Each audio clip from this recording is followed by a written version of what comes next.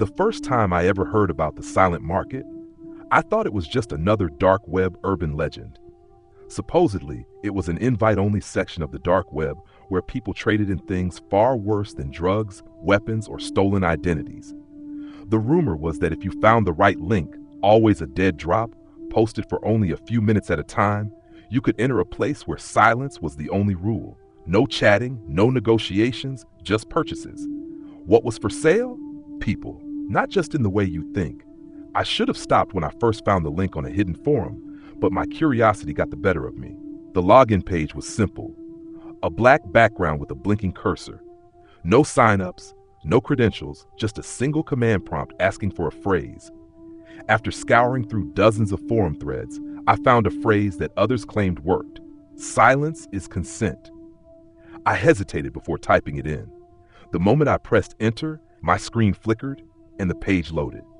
A simple marketplace layout appeared, with one eerie difference. Every single listing was a video thumbnail with no title, no descriptions, no prices, just a buy now button underneath each one. The thumbnails weren't static images, they were live, security-style feeds. I clicked on one at random. The video opened in a small window, showing a dimly lit room. A person sat hunched over in a chair, head down, motionless. Something was off. The way they sat, it wasn't natural.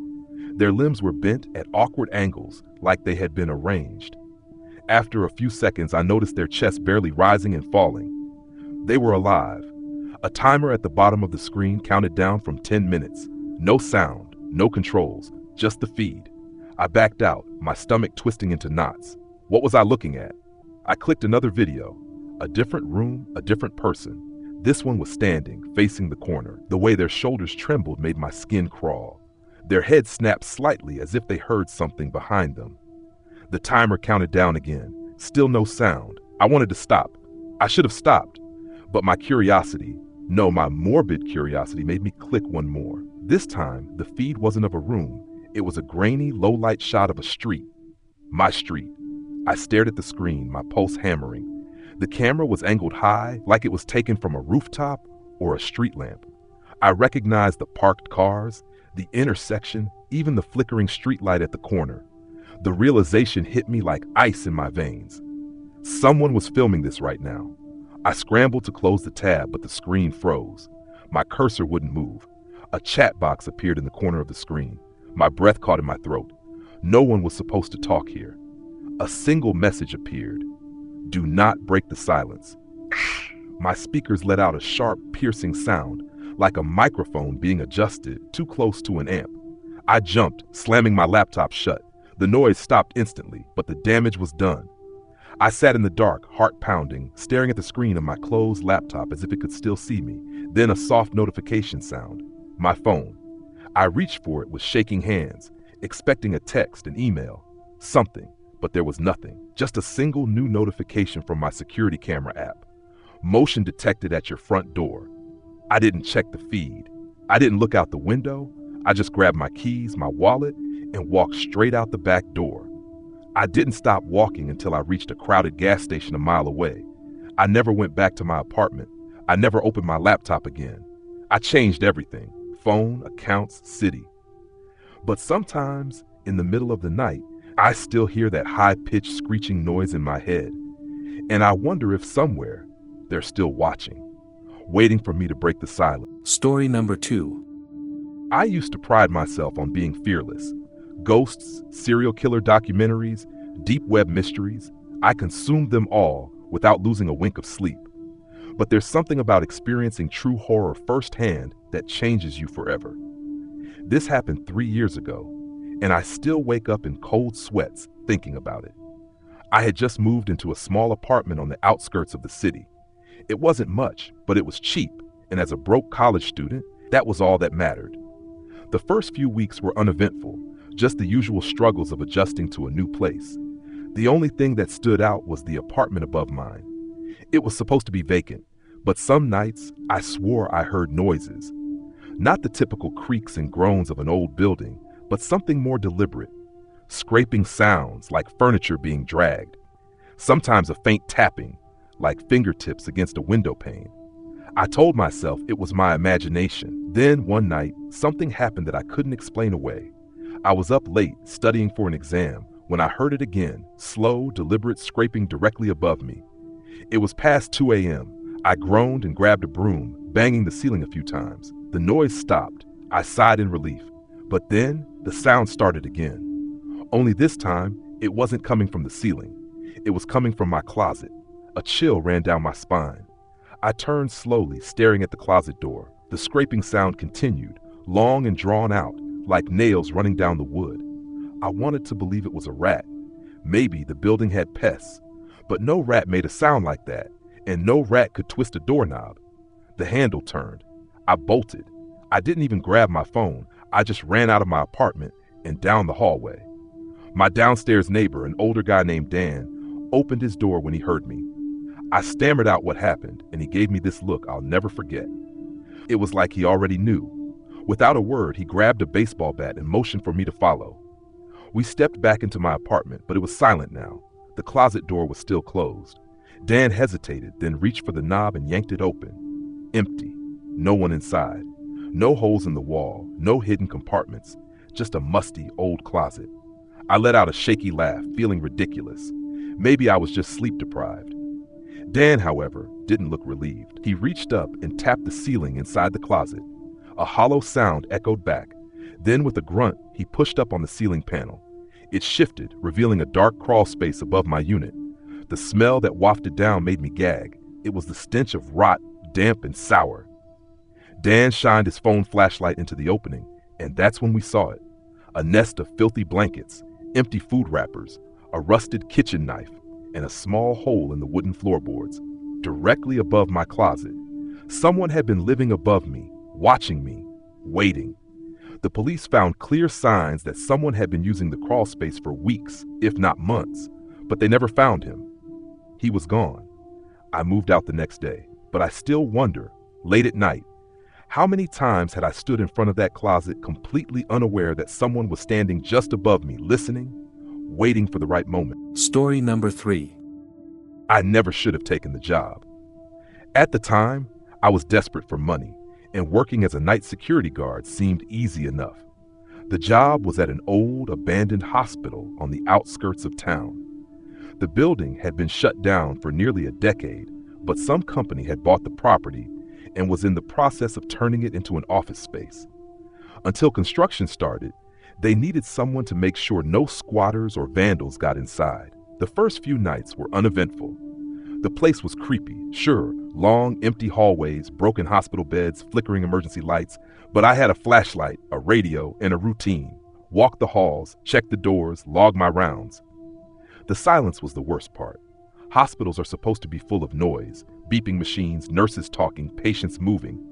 But this place was completely still, or at least I thought it was. On my fourth night, something changed. I was making my rounds when I saw it. One of the hospital beds at the end of the hall was moved. I was sure it had been against the wall earlier, but now it was sitting in the middle of the hallway, like someone had pushed it there. I froze. There was no way. The doors were locked. The windows were boarded up. No one else was here. My radio crackled. A burst of static, then silence. I slowly approached the bed, my flashlight shaking in my hand. There were rust-colored stains on the sheets, old blood, dried into dark patches. That was normal for a place like this. But what wasn't normal was the set of footprints leading away from the bed. Bare footprints, small, like a child's. My stomach turned. I shined my light down the hall, following the footprints. They stopped in front of room 208. The door was open. I was sure it had been closed before. I should have called my supervisor. I should have left, but my dumb curiosity got the best of me. I stepped inside.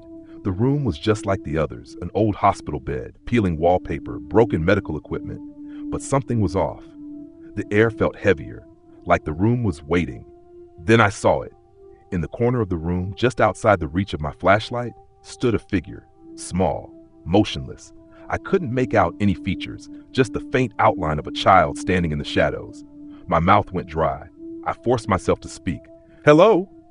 The figure didn't move. I took a shaky step forward. My flashlight flickered. For half a second, the room plunged into darkness. When the light came back, The figure was inches from my face. A child, but not a child. Skin stretched too tight over bones, hollow black eyes, a mouth that opened too wide, lips curling back into a jagged grin. Then I heard it, right in my ear, a whisper, a voice that wasn't mine. "You're not supposed to be here." My legs finally listened. I ran. I ran so fast I barely remembered slamming the door behind me, sprinting down the hall, throwing myself into the security office. I locked the door, grabbed my radio, and called my supervisor. No answer. Static. Then, through the static, faint, almost playful, I heard the same whisper. "You're not supposed to be here." I quit that night. The next morning, I got a call from my supervisor asking why I left my post. I told him everything. He went quiet for a moment, then sighed. "You should have read the logs before you took the job," he said. "Room 208, that's where they found him." I didn't ask who. I didn't want to know. I just hung up the phone and never looked back. Story number 4. I used to work as an overnight delivery driver. The pay was decent, and I actually liked driving at night. Empty roads, no traffic, just me and the quiet. But after what happened on Route 47, I will never drive at night again. That road was a stretch of highway cutting through miles of dense forest, with no towns or gas stations for at least 40 miles. It had a reputation among truckers and night drivers. Accidents, disappearances, weird things people couldn't explain. I never believed in that kind of stuff, but I do now. That night, my shift was normal at first. I was hauling a shipment of auto parts to a warehouse 2 states over. Everything was routine until I hit Route 47. The moment I turned onto that highway, my radio cut out, just static. My GPS froze. My phone lost service. I figured it was just a dead zone and kept driving. The road was empty, no other cars in sight, just trees stretching on forever. Then I saw the woman. She was standing on the side of the road, barefoot, wearing what looked like a hospital gown. Her hair was long and matted, hanging over her face. She wasn't waving for help, wasn't moving, just standing there staring at me as I passed. A chill ran down my spine, but I kept driving. I'd heard stories of people faking distress to lure drivers out of their cars. I wasn't about to be that guy. But then a mile later, I saw her again. Same hospital gown, same tangled hair, same blank stare, just standing on the side of the road. I gripped the wheel so hard my knuckles turned white. There was no way she could have gotten there before me. I was doing at least 60. I pressed down on the gas. A few miles later, she was there again. This time, she was in the middle of the road. I slammed the brakes, tires screeching against the pavement. My heart was pounding. The woman stood completely still, her head slightly tilted, like she was listening to something. I honked my horn. No reaction. I had 2 choices, go around her or get out and move her myself. But something deep in my gut, some primal instinct, told me not to step out of my truck. I went around. As I passed, I made the mistake of looking directly at her. Her mouth was moving. She was whispering something, but I couldn't hear a single word. Then her head snapped toward me, fast, unnatural, like a glitch in a video. Her eyes, they weren't right. Too dark, too empty, like looking into something that wasn't human. I floored it. For the next 10 miles, I kept checking my mirrors, expecting to see her standing on the road behind me, but she was gone. Or so I thought. I didn't see her again that night. I made my delivery, shook it off as exhaustion, and tried to forget about it. But the next morning, when I walked out to my truck, I noticed something on my driver's side window. A single, perfect handprint. Small, delicate, almost. I haven't driven Route 47 since, and I never will again. Story number 5. I used to work as a technician for a home security company. My job was simple: install cameras, motion sensors, and alarms, then make sure they worked properly. Most of my clients were normal people, just wanting a little extra peace of mind. But there was one job, one house, that still haunts me to this day. It started with a routine service call. A man had recently moved into a large, isolated house on the outskirts of town. He said he'd been hearing strange noises at night, footsteps in the hall, whispering through the vents. He thought someone might be breaking in, but nothing was ever missing. I arrived in the afternoon. The house was old, creaky, with long, dim hallways and doors that didn't quite close right. The man, Mr. Graves, seemed off. His hands shook slightly when he spoke, and his eyes were sunken like he hadn't slept in weeks. He wanted cameras installed inside the house. That wasn't too unusual, but the placement was. In the hallways? I asked. Bedrooms? His voice was barely above a whisper. Just the closets. I thought he was joking. He wasn't. He wanted a camera in every single closet in the house. By the time I was done installing them, the sun had already set. Before leaving, I helped him set up the live feed on his laptop. The screen split into multiple windows, each showing a different closet. Dark, empty, unmoving. Do you live alone? I asked. He hesitated. I think so. I left as quickly as I could. Around 2 a.m., I woke up to my phone buzzing. It was Mr. Graves. My stomach sank. I knew it couldn't be good. Check the cameras, he whispered. His voice was shaking. I rubbed my eyes. What? I don't know how to explain it. Just check the cameras. He gave me remote access, and I opened the feed on my laptop. One by one, I clicked through the closets. Nothing. Then my blood ran cold. The closet in the upstairs hallway. The door was wide open. I could have sworn it had been closed when I left, but that wasn't what made my skin crawl. It was the figure standing inside.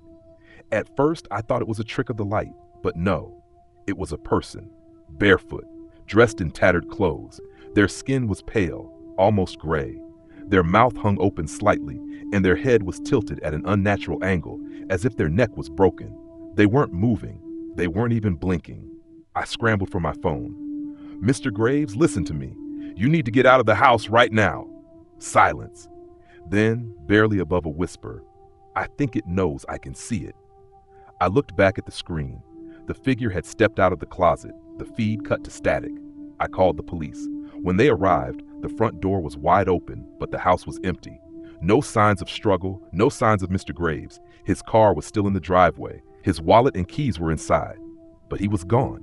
They never found him. The only thing they found was his laptop still open on the security feed. Every closet door in the house was now open, and in every single one, the figure was standing there.